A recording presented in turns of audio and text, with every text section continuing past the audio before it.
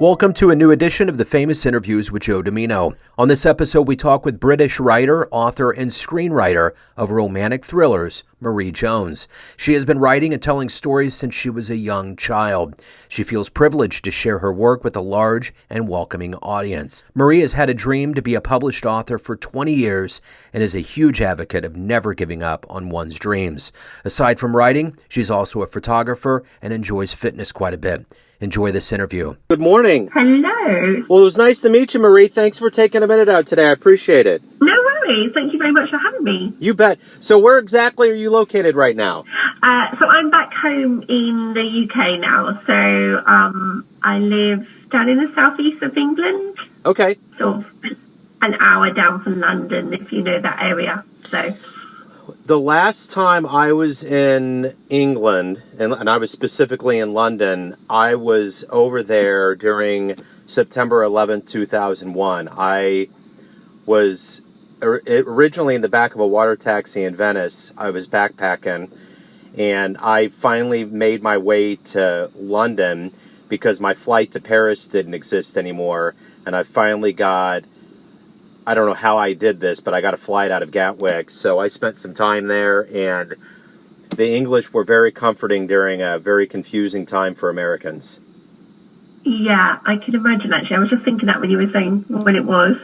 And the cool thing is that I love the way that the British talk, and they love the way that Americans talked. So we would just sit there and talk to each other and marvel at all of the ways, the words and the ways that we would come up with colloquial, slang kind of things. And we just thought it was really cool. It was very cheap entertainment. Yes. I've just, from visiting different friends in different states in America, all my friends talk in a different way completely, depending where they were, and it was brilliant. It's bizarre, because the East Coast has this accent, and they're fast, and the Midwesterns tend to be a little bit slower, but the one accent I can't get my head around is Louisiana. I went to Baton Rouge one time, and I could not figure it out. It was like French, Creole, Southern, gravel in your mouth, like what is going on right now? So, yeah, it was very bizarre. Whereabouts are you based? I am in Kansas City, Missouri, so right in the center of America. Okay. This used to be called the Paris of the Plains when, Prohibition came around. Our mayor, Pendergast, let everything stay open, all-night jazz jams. So it's a pretty artsy, swinging town right now, but back in the day, it was something to behold. So, can imagine. Yeah, for sure. But at any rate, thank you for taking a minute out. I'm looking forward to talking to you about your life as an author and a screenwriter, and you got a lot of great stuff going on. Before we get to that, we just went through a pretty tumultuous time on planet Earth with COVID. How did you survive that time, and how did it change you now that we're coming out of it? I think COVID was because I actually work part-time in a school as well. So I'm a teacher's assistant as well as an author. And so I had to balance working in a school still as well as COVID time. So it was very tricky times. Like, I think having everybody here in the house, you're trying to make it work, aren't you, with children? Because I have two children, and my husband was working from home as well. So it was trying to find a quiet time was quite tricky during COVID time. So I think also you had that kind of concern of the actual, illness as well.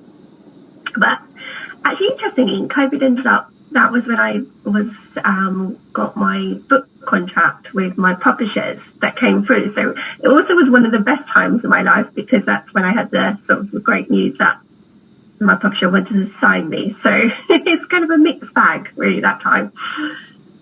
So, and I think that the interesting thing is that there were silver linings that went through it. There was a lot of woe that went into that time, but just like what you're saying, there were ways that people could actually get things done that they didn't have a chance to. Like, life was going so fast, COVID kind of gave people that opportunity to slow down and be around family and do things that they were never able to do before.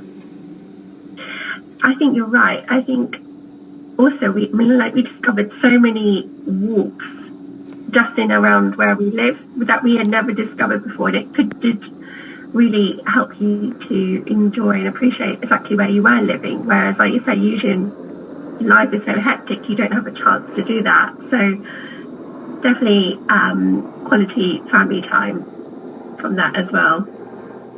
You know, I was thinking, have you ever seen that show on Netflix called Stranger Things? Oh, I love Stranger Things.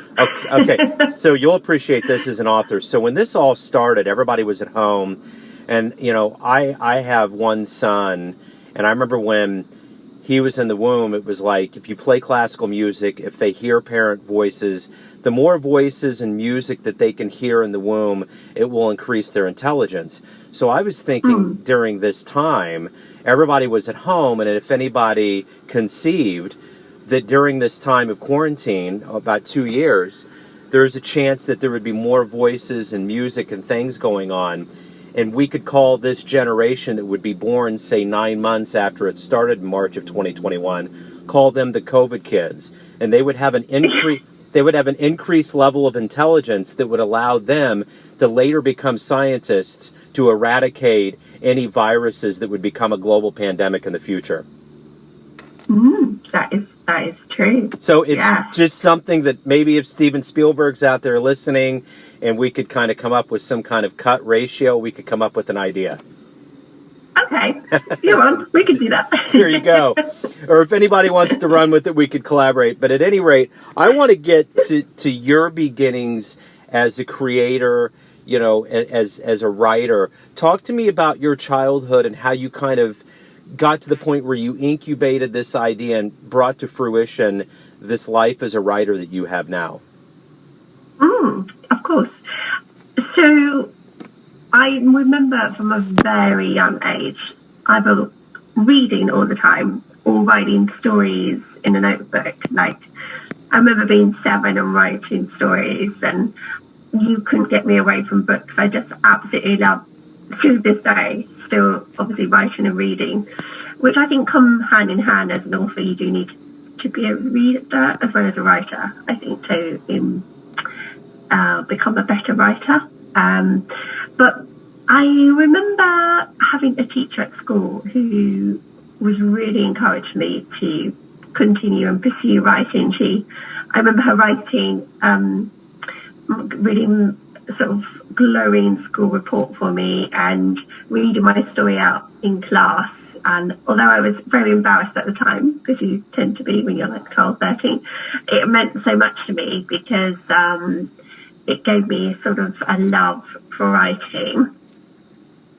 However, I think life sort of then got in the way a bit, as it does. And, you know, I didn't have as much opportunity to write. I was, first of all, working full time, and then I was raising my family. So it's only been the last few years that I've actually come back to my first love of writing. Although I've never lost it, I wasn't sitting down actually coming up creating a story. So, but since my children are a bit older, that's when I began to come up with ideas for stories, and then I went on to write Those We Trust, which is my book that's out at the moment.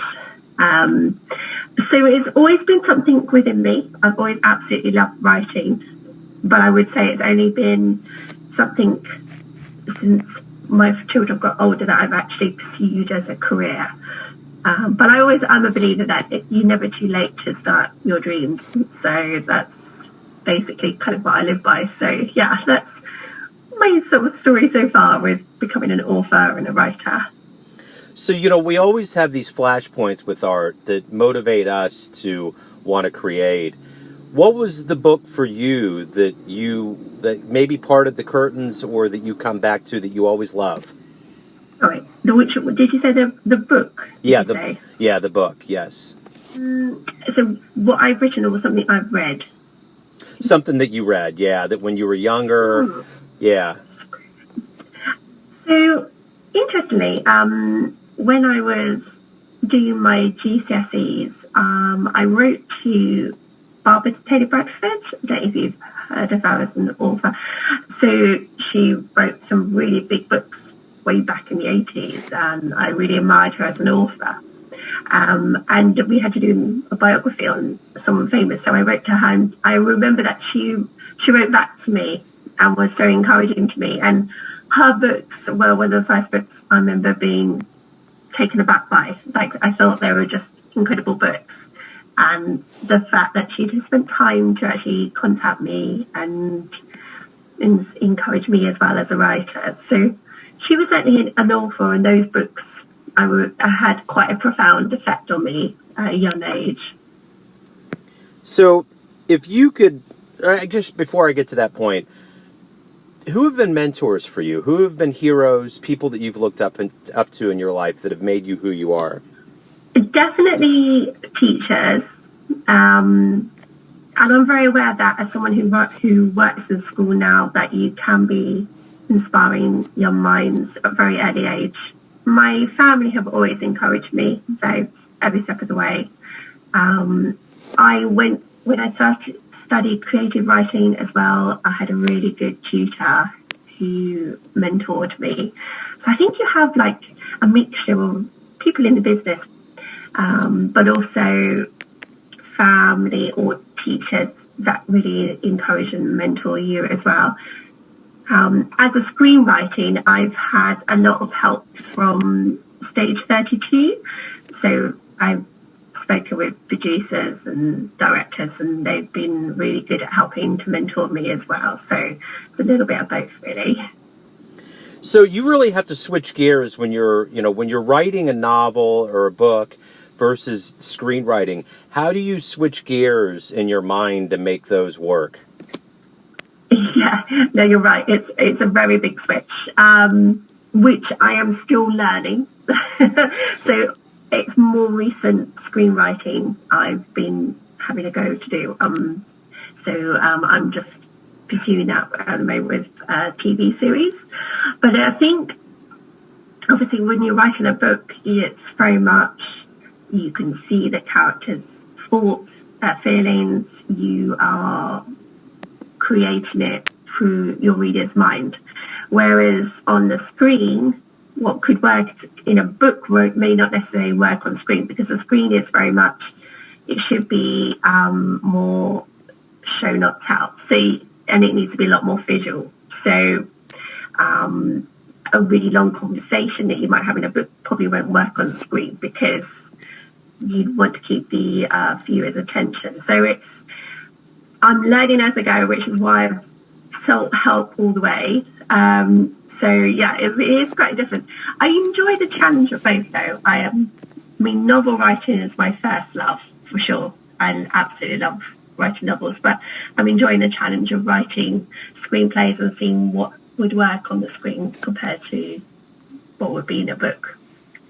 So I guess the other thing I think about, too, when it comes to books and screenwriters is that, a lot of people will gripe about the way a book is adapted for TV or film, but that's realistically probably where a lot of people will make money, and I wouldn't think that they would want to cut short their creativity in their story. But isn't it kind of a catch-22 to be stuck in that world where you know that you can actually get a good paycheck because it will be, you'll get that from TV and film versus just the books? Is that kind of a weird world to exist in between?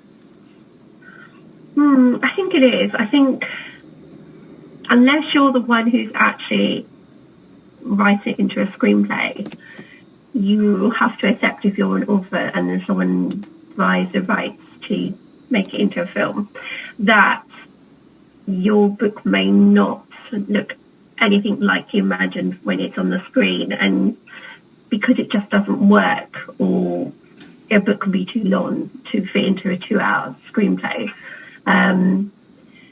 I think that's probably why I'm keen to be able to become a screenwriter as well, because I think then you can keep some of the kind of heart of it, what is important to you that you put into the book, that you can then get into the screenplay. But I think it is one of those catch-22s, because obviously, if your book is made for screen, you're guaranteed a many sales from a result of it. But I know that some writers really struggle to then see what they do with it, because it can change the story completely, because it wouldn't actually work very well on the screen. You know, you have to kind of capture, they teach you that you have to capture your viewer in the first 10 minutes. If you don't capture them in the first 10 minutes, you've lost the viewer. So it's quite a hard business, really. Yeah. That's why it is. It's really hard, and I hear that quite a bit. So every day you wake up, and you get to do what you get to do. You get to create. You get to live the world, the life that you want. What do you look forward to the most? What's the best part of your day, or being a writer, an author, screenplay? I mean, nothing beats that feeling of when you finish your book. So my sequel book has just gone to the publishers. So they really love it. So that's an amazing feeling. Like when you've got to the end of a book, and you're like, wow, I did it. Because it is, you know, it's a huge achievement, regardless of how well it does afterwards. I think it will do well as well afterwards. But I think when you've written a chapter or a paragraph, and you've really been into it, and the words just flow, that's probably the best feeling as a writer, while you're actually writing a book. But afterwards, once it's published, then obviously you've got, you know, when you have an incredible review written, again, that's kind of like one of those amazing moments, really, because you never know how it's going to be received, and you're not going to have everybody who reads it that will love it, but hopefully the majority have really enjoyed it. And so then when you do get some really amazing reviews, that's the incredible bit as well. But yeah, when it's just you and you're writing a book and no one else has seen it, I really enjoy that process, because you're just writing it from your heart, really, and what's in your imagination. So yeah. So I love it. It's my passion. Yeah, for sure. So speaking of responses, what's been one of the best fan letters that you've ever gotten from your work? I think when you have people messaging you and just say, oh my goodness, I couldn't put your book down, I had to read it, stay up all night to read it.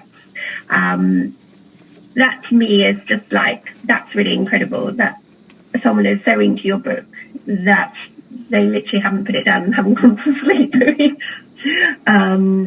So that's some of the best messages that I've had about my book, or when people are saying, when are you going to write the second book? We need the second book. And that's something that really encourages you as a writer, because people have really invested in your first one. So they want to see how the story continues and what's going to happen next.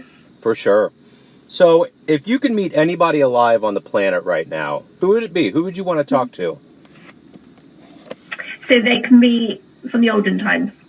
Yeah, we could do that. Let's do anybody in history. Let's okay. So certainly I would love to have met Jane Austen. She's my heroine. She was ahead of her times, and she wrote some incredible books, and she broke out in what was predominantly a male market. So she's British, and we love the whole, that time, 19th century, 18th century. Absolutely. Yeah.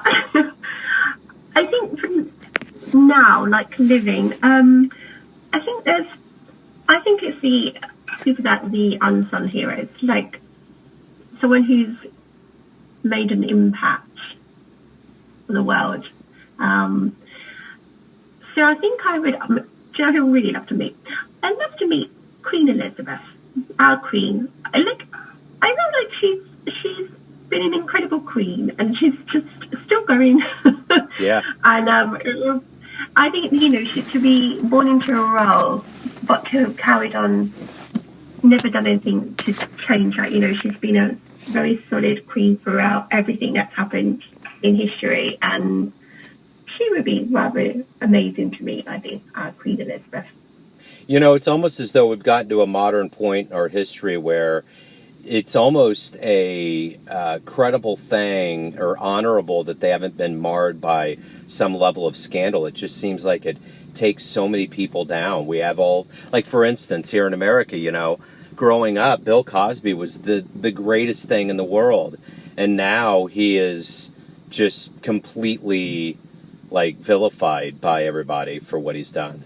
You know? So I find it interesting that we've gotten to that point where if you can find that person that you admire that has escaped scandal or that's just been upstanding like the Queen, like, you know, that right there is a major accomplishment, and we may not be having this conversation 10 or 20 years ago.